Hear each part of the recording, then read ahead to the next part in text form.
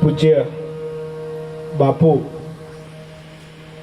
અને મહિલા મંડળ, એવું કહેવાય કે કોઈ પણ સત્કર્મ કરવું હોય અથવા તો જીવનને સુખી સંપન્ન બનાવવું હોય તો લક્ષ્મી સરસ્વતી હોવી જોઈએ. સરસ્વતી રૂપે વ્યાસપીઠ પર બિરાજમાન બાપુ બેઠા છે અને લક્ષ્મી સ્વરૂપે મુકેશભાઈ જેવા અહીંયા ઉપસ્થિત છે.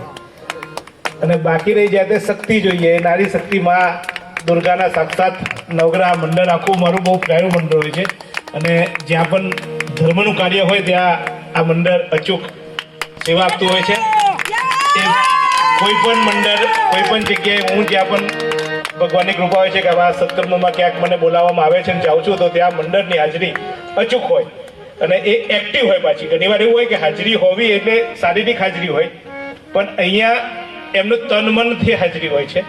દરેક કાર્યક્રમ, દરેક ધર્મના કોઈ પણ કાર્યક્રમ હોય ત્યાં આજકાલ બધી બહેનો માફ કરજો પણ સાચી વાત તો કહેવી પડે, મારું કામ જ સાચું બોલવાનું છે. એટલે બહેનો આજકાલ બધી સિરિયલોની ચુંગલાઈ કર્યા કરે કે આ જો ને આ કેવી સારી સાડી લાવી ને આ કેવી આમ લાવ્યા ને તેમ લાવ્યા, પણ આ બહેનો ખરેખર એમનું જીવન ધન્ય કર્યા છે. એટલે કારણ કે એવા સમય નથી વીતતા ટીવીની સિરિયલો જોઈને અથવા તો અમારા અમે તો સોશિયલ મીડિયાના અમે તો માણસ છીએ, સોશિયલ મીડિયા થકી જ અમે લોકોના ઘરે પહોંચીએ છીએ, લોકો એટલે જ અમને ઓળખે છે. પણ સોશિયલ મીડિયાની જે કચરો છે એ લોકો અપનાવે છે, પણ એમને ધર્મ અપનાવ્યો છે, કર્મ અપનાવ્યું છે. તો ખરેખર મંડળને ખૂબ ખૂબ વંદન. મને અહીંયા બોલાવ્યો અને અહીંયા વ્યાસપીઠના વંદન કરવાની તક મળી, મારા જીવનની આ ઘડીઓ ધન્ય થઈ, એ બદલ આપનો આભાર.